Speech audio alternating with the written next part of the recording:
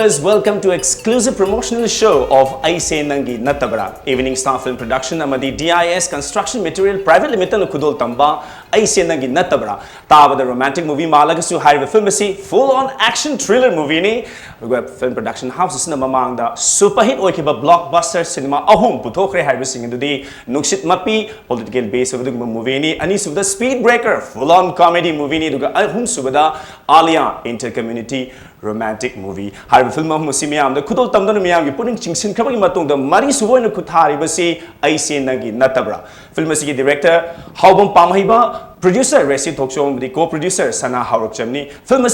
music director, and AK Yangway, the film screenplay consultant, Momocha. So, ladies and gentlemen, let's get into it. Hi, the film Sida Tawai Happy Singa, Uri Pokta Labor Sigumba, exotic set, Aristawada, when Unaduna film Matang the Hena, community. Times of Manipuri ngasi akadana unazari basi harba film Eise Nanggi Nattabara asigi screenplay consultant Momocha Konthojamni khwai oi thamra election birba mathang election birbsna film sida costume design tawkhiba Bishorjit Ningthojamni doga mathang election birbsna film sida singer oi khibi koigi Jena Kumanthemni doga iroi bada aigi hek thangna election birbsna veteran actress Madhubala Thaudamni ai puno pu Times of Manipuri taran okse यार हम बता कोई की film सी की मतंग दा है तारे कोई की स्क्रीनप्ले कंसल्टेंट हुई भी बाकी वो चाहते ही कंसल्टेंट नहीं सी What is this movie all about? है तो करीनो फिल्म से डल लगी बस ऐसे तब सेंगना फिल्म से कोई की जस्ट कोई मैं आमदा कितंग कोई ना मैसेज समझी कोई की मैं आमदा कोई की पी न बलक नहीं वो फिल्म मने वो अदा कोई ना कितंग मैसेज तो पी बता मैं आमदा कितंग नुआई ना entertainment action thriller gumba koi option leko so films da koina isai ani yawe na taji koina some trailer da ke do ubada koi mapalam da namba du ba silhiba ga artina gi du ba isai ma koin uje hai tai namon da hai films da essentially have the picturization ze koina su kitan toan uje hai tai da na costume na ne lobby dora makeup na lobby dora kari karam ba du ba wakhan thada gi ba ge have su kitan thabi isai da film atai da gi artina kuma film yam je ko tegi sum yeng watan ma gi look si sigi film sta tongan ba mo ina ubu phangni ba andoga babok mena su si isai je ubu watan ju khangam mani ba haidi artina se han gi look se handa ki isai da di anu look sam ubu phangina si ga kamai tai jana ma sai ba character se kari no kai ma yam khani ngo pong ni ba do stage ta mana anu look sam lai je si makeup ki sam saw wa thodang lai ko andoga maru oi ba di dress na ne ba haidi koi mi ba mana sa da character se सादे characters the dress न मीसे मसा खंग दोइनेबा समना हाब English में सा सु English में की ड्रेस से लगदी मासी इंग्लिश में खंग दोइनेबा अदु ड्रेस की मरु ओइ हाता ड्रेस नाम मी मी हारि बखोइ वारि से तार मतुंग कहनी वाखन से ऐसे कैदो सिके कॉस्ट्यूम से कमाई डिजाइन तो सिके हाइ बकान करी नदी इंस्पायर तो हाइ गदा करी थारग दि चानन हाइ मसी वाखल से कदा दि करी लापि गे जु तंग सी वाखन से हाइ नि मोइ की सिबा जी नम दो स्टोरी लाइन वारि से को हापेट आइना हाना ताथेबा high Y खंग दगदि dress ai kai chatoi no kai matang da kai chatoi no ma se kai sai no da khang dagadi yaru da aduna kamai to director na mana pu doi ba se adudi kamai kamai do ba se pa yai se la hang do e film se mana sai se kharan gram oi ban pm sai ba aduna dress ka gram oi ba ngata set le film ate da ya man ma se phane ku set pa khung no pi ku ya ma sai da na si film se ne kha tongal hai tare Hi. So viewers, the kind note to go ya, you see, hari buku film sida, ya ori ba, nangon da hari ba, kugi, isai sida saktam lang ni, artina si yam tuan badum ba sakron ma, uba pangi hari si kugi costume design to ba bishoji ni to na thambiri hari tare, masi maksu koi na su uba pangami isai sida trailer sida, but kari lakada ge hari ba kugi manuda kari character pumim no hari de koi isai sida ki loi na kangma ngam da mina, sum so da mi August ko mangada de koi kangan tare. Jena no lak chani jena koi hari ba already mayam popular oil na palm na tana ri na won da hai film si sakti bi jena ni hai ta duna isai si kamaina na won da laki bano la matung da pre production hai ga da recording de gi kamaina kana ga sigi kano si ek yang go music direction pi bi le duna hai isai si kamaina laki na si war si tam table na thabi isai se aigi ibung film si su producer oi biriba aigi yamba reshi thoksom sum hana degi magi mamangi film da su aina act to jeki adu du hana degi link line over degi hai tar and maina ai su isai se na khangba degi mai taraga sakhe bane do isai sigi music composer da ek yangoi ꯑꯗꯨꯗꯨꯒ ꯃꯥ ꯃꯁꯥꯃꯛꯅꯁꯨ ꯁꯛꯄꯤꯔꯦ ꯏꯁꯩꯁꯤꯗ ꯑꯩꯒ ꯂꯣꯏꯅꯅ ꯍꯣꯏ ꯗꯨꯋꯦꯠ ꯁꯣꯡꯅꯦ ꯑꯩꯈꯣꯏꯅꯤ ꯄꯨꯟꯅ ꯁꯛꯃꯤꯟꯅꯔꯦ ꯑꯗꯨꯗꯨꯒ ꯏꯁꯩ ꯃꯌꯦꯛꯁꯤꯕꯨ ꯏꯕꯤꯔꯛꯄ ꯗꯥ ꯑꯖय ꯅꯤꯡꯊꯧꯖꯥ Okay, Jana sir, koi khamning isi playback singing ga atop normal singing ga kena bukan lain gani harus koi sum kanjai kata. Album ko ngi sei ye koi na to dong na character do koi na kanjal na bila dum sak pa ya. But playback singing da di live film du gi kan du gi matu na sak ka da ni. Sigi difference da kari thengna ba kari difference no ado playback singing da na oi challenging amoi na oi brand ka na normal to ba playback na tab na oi brand ji ka playback oiba matamdana akhoi kumgadoriba heroine si kanano haiba ma changani kitang khandaba ma change aduduga mana tawbada manabagi magi asina aigi wakhalne mayamgidi ai khangjadre ado aigi oinadi chiatina na kumdoini sei se aduduna chiatina na kumdoini na ai wakhal haiba chingjalaga numai toraga saksai. Okay. Say gi matang si kari no say na thari si kari no say na hai si malay no may si na kamay to. Say na hai si di aina kiriba tawriba mayam se nang nangaong na bagini kaina hai na to say. So viewers, hi riba koi Jena kuman themna sakkiba siguma nangon da haiba isai esi sugsoi sodrom gi ngasi siguma tanja silora koina Jena dagi sugsoi sodrom gi tamin na kini dona don't go away. But before that mu laksaning isi koi gi mucha da laksaning isi film se koina su isai da film gi bada location phasa phasa yawe hai kadai da kam location da nam ki ge aduga location search tawbo se kaya mayam na challenging oiba awa thabam no ji kitang thambi gani tasengna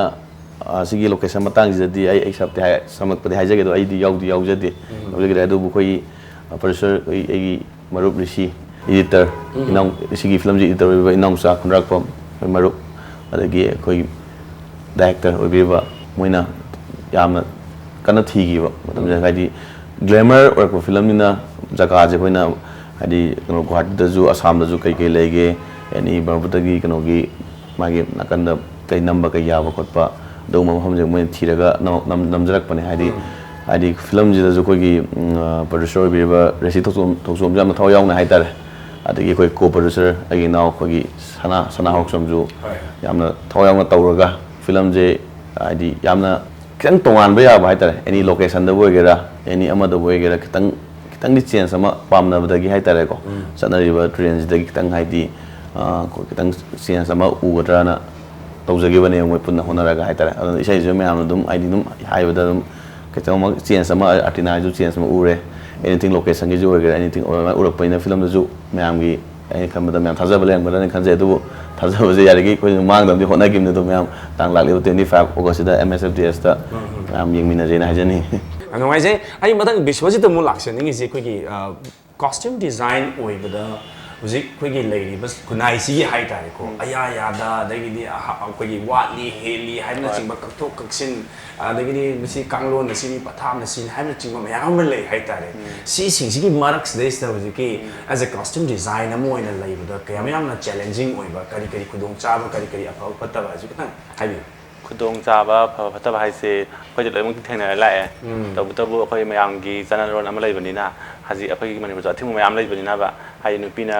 akora khar matam da khu ba ba adegi yam khotpa ya da ba dung mai problem yam lei bani na dung khone sa de character si matung ina si film si ju khara grammar oi bani artina sai se aduni grammar oi ba se grammar dress la yani hai diam kitang kauro ga dum phada ne po se de kau ba khu de ya da ba toi se aduna am phada ba su ya da ni nam kamai tar phada han ta ge adegi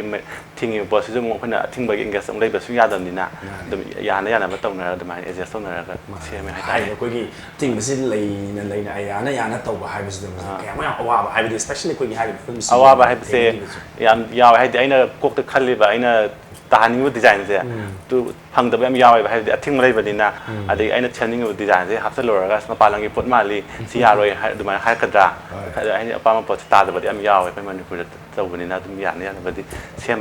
du bu ning ngoti ka thung de hai ta but still in hai ko gi movie sida ko gi saktam lang ni main lead role lo ni ko artina gi character is glamorous oiba ko gi dum ba character amani hai bani na definitely ko na some koi contemporary of dress kadi koi ubu phangani habi madi koi na thaja ko ya ai ta ji kadi anoi je ngai jena na bulak sing si isai ji karam kan nam gi kyam koi ni changi isai ji number da recording da thing gi ba wan ma ji katang tang isai je isai je hana tongan ba chun nama oina lerami isai je adu duga isai je phajada ba yadi haiba matagum फजना बगी दमकता दायांग गोइगा तानारागा सिमाइन तरोगा खरा सेमतोक सेमजिन अमुक तौरे अदुदुगा अदुमाइना मतम खितंग लौरे तुनसाना लेरगा तोपम सेमतोक में थाम मो अदुमाइ चांगे अदुदुगा अदुमाइ तरोगा सखी यामना नुंगाइना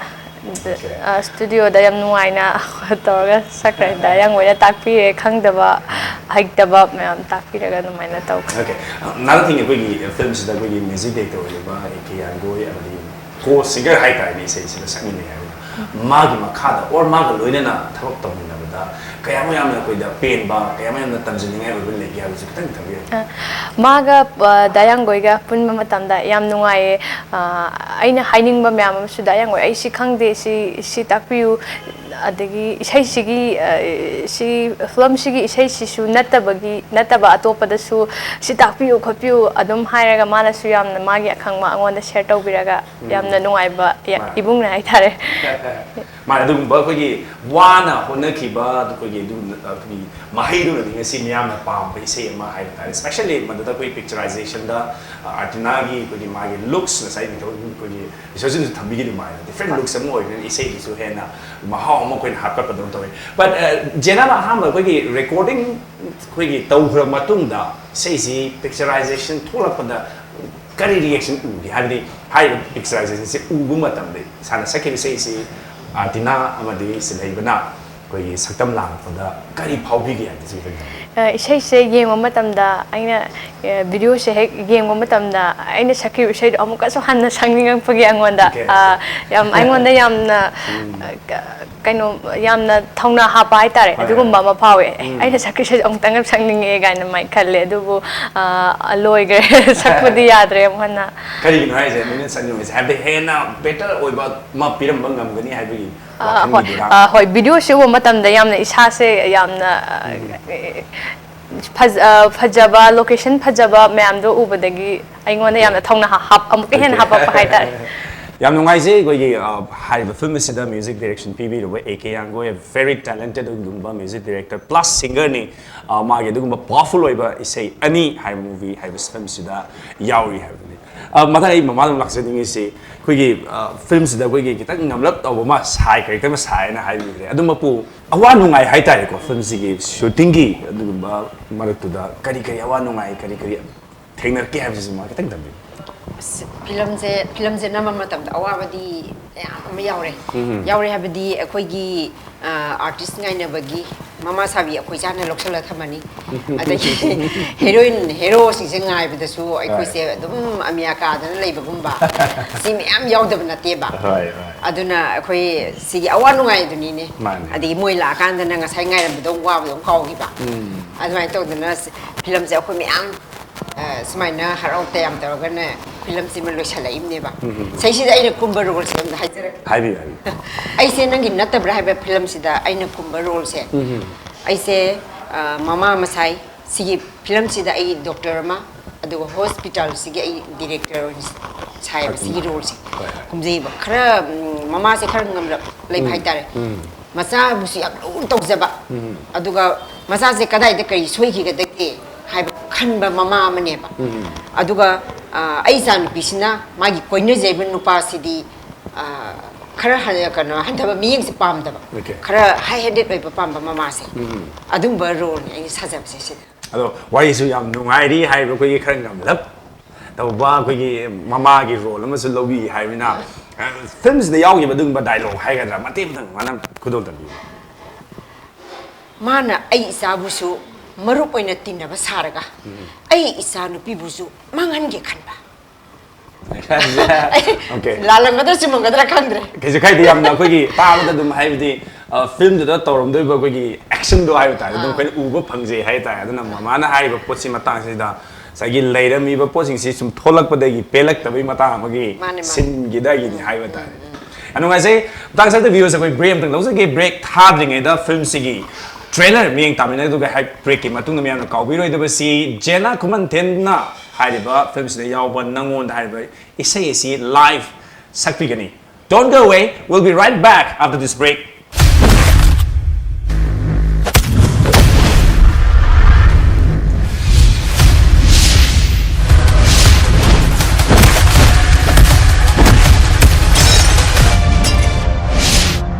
Ima, I na aigi punsigi la minagadaba nupa khanbadine. Ai sage pamani. Thai na digi hauna loinarapa family ani gi mari se. Nacha nupi hakta ta kai gado.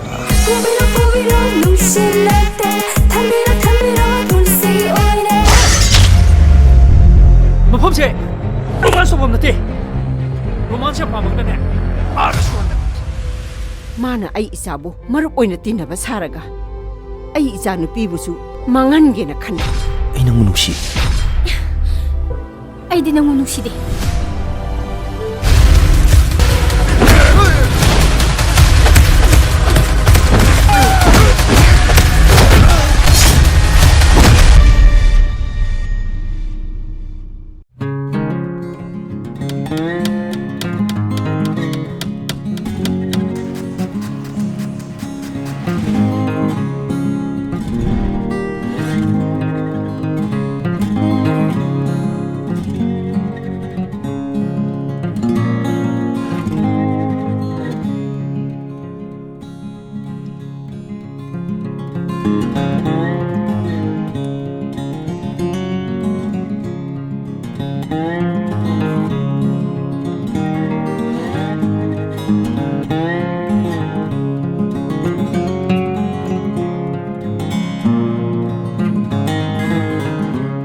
Advanced booking for events, conferences and party, 50+ covers.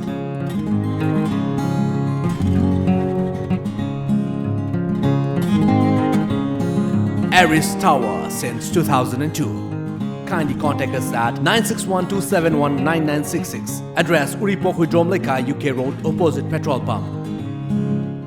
Welcome back from the break. Equina ngasi Times of Manipur na exclusively promotional show da sandokchariba film si Eise Nanggi Nattabara hariba singba film sigi thawai happy ba sigi unadana film si matangda hena khangna ba khoi hotna Germany. Ladies and gentlemen, equina ngasa hajik ba break ke hek matungda Jenna Kumanthem-dagi nangonda hariba film si yawba ise si lanthokpina na bagi request saujari Jenna da hariba ise si miyam ki tama koi viewer ki tama ta lanthokpina na bai request saujari Thai se duet song ne dayang go yupuna sakpane ado angasi go ina di ai matomda mayam gi nungai na ba oina ai matomda mate makudol tamjagi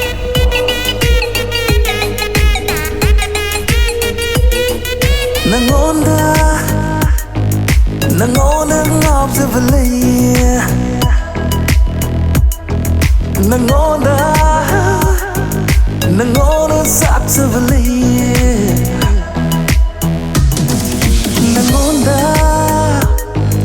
Nangonda ngobservely do Nangonda saksavely do Nangi midnight nangi samnato ai vuot bani Nangi hai recording ai na famulata ai vu now hanbari Nana khali bado achumbani Nakhoi ngau na bakejavani Nana pami bado achumbani Nakhoi ngau na bakesanbani Masina ngau na masina chakta lama mi amamu gengoi raha ai ngone ngau na ai ngone chakta lama mi amamu gengoi raha Moi bu farava tham moi bu tenava mai nitakevani nakhoi ngau na ba Nangonda ngobservely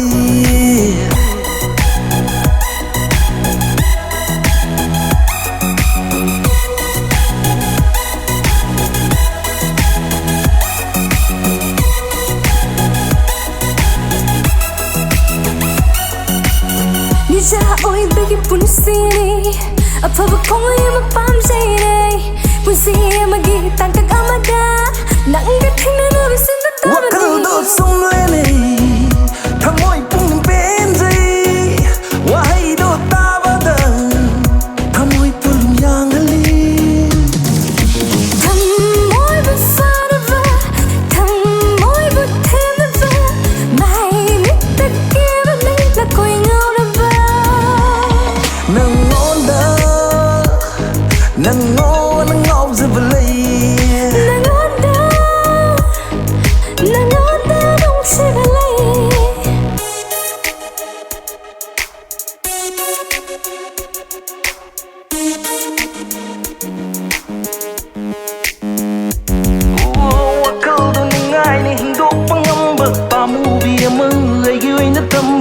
masini aina pamjaba masini aina ngawjaba mikuptuni aina ngaijaba miyam mamangda lennaba Pubiro pubiro nungsinate Thamiro thamiro tulsi oine Nangi nanapta laininbana aise Nangi natung ininbana aise Lorbi ngawebi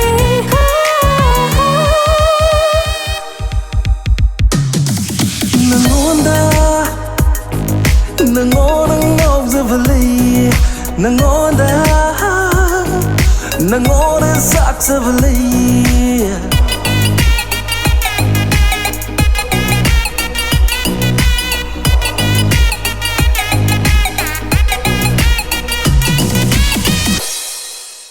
Wow, that was really, really lovely song. I think I'm not talking about the soothing way, but I'm mesmerizing way. But they say when you so give me I'm so hey na pound na key na sequence. Thazeri I got and when I say but then they bungosa da mo laksan ni si film si karam kanda gi hawro ki no duga must the yauri ba saktam lang ni sing ha ta behind the camera or ga su kana gi achoba thodang na ching su tan thambi film je 2017 ki I think I thadi kaure ko mose winter chang patai da koi yafathong ni torom bangtoki aduga film je bangtho matung da koi naina baya ba khara ko pre production pre work to wa da gi koi gi location adai koi reki cha pai tare ko location yem ko pataw ra matung da so 18 da koi film je shooting hogi bane adum film je dum smoothly dum chatle adu koi gi dum artist da koi schedule adi Manipuri di film amda kano ta ulai ta bani na ai lai pa market pick pai na moi ju moi gi oi ba hai tare ona mam so je ka chinna ba tang koi matam ju du ju khram mang e du am mang bani ate around 1.5 years the film evolution ba je yamna the mostly yamna thuna namme adu amna ju mam gi oi ba pre table work ta anam bana lo shal hor na hai tare ko pre production da lo shal hor na maru ina luri je ko gi pre production jine ba aduga post production hai tar mo shooting dia marom da du loi ga dia na smoothly chale ang khale aduga smai taroga tawgi bane film sing nai da adu cast and crew hoi yar sakam lang sing cast se khoi gi main protagonist hai tar ko main protagonist ya ri se khoi gi silai baga te na ga taw bane supporting da khoi gi Suresh actor Suresh aduga khoi gi antagonist hai tar ko khoi gi Sani khoi gi mana sakam lambi bane adagi atopa ju mayam yawe haidi films da kogi ratalai yaubiri adagi kogi surjit yauri adagi mamamudu bladium nei jare ko sida adagi mayam je dum loina film ji da mai magi role fajanam tawbi fajana ju work tawe aluga punna sumaina tawgi bane casting crew adagi camera cinematography DOP hai tare ko na yam pung ko jembam kogi adagi magi adum extend kogi agi now social romance moi mayam hai tare ko adagi ko bisori lere costume da ko smaya tawraga mayam je work taw mi na bane sina hai tare hai am no ai koi gi hai ba film si da koi gi am na masak nai ba du ko ba miyam na yam na khoi da na yeng na ri ba hai ta du cast yaw ri ha ba sim su gi thambi ri hai ta ne ba ta nei bisori da lak se ding si si shooting taw ba gi koi gi experience hai ta again location su out of Manipur da shoot taw hi ni na man da yaw ro ba da hai bi sei se nam da as costume designer khakta na tan ma da thengna bi ko experience su kitang thambi gi जो थेने पर experience से है lump चल बगी ngai bu thengna re kwa shooting chapa na tana koi bas phang bagi adung ba khan degi khoina uba phang da ma pham phaja phaja mayam su re hai tonga na khoi tonga private ko ina dim sat phang da ba su yai bu kwa de shooting do tong saw phang da mo phang play re do lam chal bagi experience le na da khoi Manipur da lei location se phaja mayam da lei gre kwa lei ba se khoi Manipur da ding ise ma da nam mo su ga de ama da nam mo iman man na ba na dum lei ka le ba dum ok ta sala ga ti to patungan ba location mayam su phang nge phang ba ni ma tam khoi gi phajari ba dress ya mo na magun happy hai ta location da mo ase wai no zi hai thambi bo pham simang ne koi hujik ti maroina films de yaw ba koi isai si di location je koi ka hai ni hidana ba dong na mayam na mutta koi camera has ta dri mo pham ji da oina namding ni hai ta maduna su koi gi audience sing gi wakalonda kaini anouba ama mathel ama pi budong tawni masi am maru oibra ma khatang thambi gini haiba films da maru ni isai sina hoi chingkhatli na haiba makti yade adu ahamada koina miyeng taba phangdoi si cinema du da yauri ba isai si aduna isai si number matam da haiba location si ki kayang na maru oibno haiba sem sitang as experience le ba koi artist moi na khatang thambi se isai se film amada isai se mayamna pamnari ba babok singsina pamnari isai sini mane film akoi art film hagan isai amte yaudsu dum paknam namidana mi kana si yingde dana film sidadi isai si yam maru oya mane adu wajiki location se location gi matang sidadi akoina chatluba natramni na khoi di mama mo ni kal adu sum khanmada akoi sai mana su thambiri isai isina cinema du ham sagin ning chen oi le na ma sai mafam phasabada number je kya ma mathau ta ge ha bisi sidi yam ti na mathau ta re hai ta re di akoi side number ha hoji bisojin hai do mama mani hai do singya da lamhang da adi mapan chatlaga na samudra gi phajaba adigi singya leidana ko waterfall khoi sida su lei adu ga su khare dim khenei dana adugi phajaba se mayam sina adu hidana re bisi da aduna mayam si suma param salaga di phajarani habagi amasu leire adu akhoi manipur su phajadi haba leite natte ba aduna isai sidadi location yam phajaba am darkar yam chimbo wafam ne khoi mo na sima do he khanjai hai ta matang dai musana laksani ngi si film sigi koi gi kai ta as a screenplay consultant amoina climax hai ta main mayam sina clap ka kai khuba ka khura ka do ba koi gi tak ka cinema si kwai de gi climax ba papa se kari pa da no kai do go kan gi no abji tang thami ba si film ji go no climax ya si di kwa khura aroi ba mayam je am kapak to ne ba okay kai di kana no oi ba koi gi kitang set ki kana no oi ba ta set ki matang ji sin ji no oi ba ta ko koi kitang emotion oi ba ta si matang ji da koi gi wai li thok cha ro ge je ko si matang ji da kano ne oi dum timing ji hai ta di koi gi hap tharam da gi timing ji da ne bu okay ji da koi yamna film ji oi ba turning ma hai ta re hai di first up ta uram ba style je treatment style je any screenplay da oi ni camera gi language da anything da yu character gi loi namak je second half dai di turning do batung dai di pra change sama la ani ba hala nungai na lerak pa kadang smooth na nungai salam ba je second half dai di pra story amad di natta ba se no ma khoi gi yamna keno oi ba hai ta re khoi tempo mai di khoi gi climax to yai gi du na go adu tarak pa da loi pandina mu ka climax tu gi mu phajaba lak tu ni na go adu gi lai ba da khoi gi eti climax ta na ba khoi dum mai tempo ma amu la ani ba go ana dai matang du ni haijaning hai di kono ji dai ta re ko sing gi even ai ni su he ta za ba da kai oram do no ka na ko gi he yeng ba gi du wakal ma poe hai ta re sen se ko na matam da su thriller gi du ba action gi amman da action su ko na su u ba phang mai na su soi so da gi ji ta bi da mai na half ke hek mamang da cinema se gi climax ma yauri hai ba climax te gi turning ma la akan second half si mitai pita ba ngak ta oigini ha ba loi selak ba da du gi ba phom no thabiri so I'm very excited to watch the movie on August 25 ma'am so ko bi ginu hai je ba tare ai bisoj da mu lak se gi wai si am nungai ri hai ta hojik bisoj ni ki labor role je so far ko nei si isai du gi wadi khatani but whole movie costume design to movie na karamba character gi costume ne kwai gi challenging oi ba kwai gi no da ka ni awaba monti hai ba ya de but thengna gi bido kana gi character do no do ga top gi sai ya ba character sin gi costume design to da thengna gi ba wan ma kitang su thabi akoi di costume design to bose kwa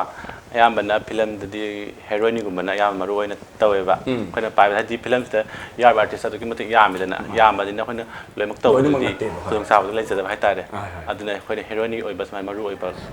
kuma ayam tawe okay so hai ba gi costume designer or hai ba films the yaw movies is ki loi to na te hai thabi se mainly ko gi actress to give actress artina de ithoi si yaw ba ko ithoi oi nam ma ga ma ba ni ki tawe na dress okay yam no ai wa phom ni lai ba si ko mainly costume designer na focus to is hu ki films based da ko gi lead actress oi ba supporting actress hai ta ni mainly focus to we and hai do ni Nungaizi amuka na ina su reiterate to ni la iba August ki kun manga MSFTS ta hai film evening star film production na mari DIS construction material private limited na kudol tamzari ba Eise Nanggi Nattabara hai film si premiere show miyam su so na miyeng tamin na gani do hai film si feedback hai batare me amna kari phaubi ge habatu premier shows da yeng horaga me amna thabirakani me amna thabirakpa suggestion feedback koi gi halai ba koi production house ne su taram object ni hai wafam ni losla dai next biriba mari ba koi mukan na kai ko uchari do film si amna mai pa pa me amna pa madu ma film ma boy ko resinu hai wafam sinta koi Times of Manipuri ti mai bi So ladies and gentlemen, that was it. Ngasi ko na Times of Manipuri exclusive promotional show da Eise Nanggi Nattabara hai film sigi thawai happy ba singa unaduna hai film si matang de hena kamina magi du matanja matang sa lo sinjab lo na election bi ba kai punum pamka na thaga je punduk chei kai ku chei du ga Times of Manipuri mai ke de film si am mai pa pa yan pa du ma film mo resino hai sina tanjai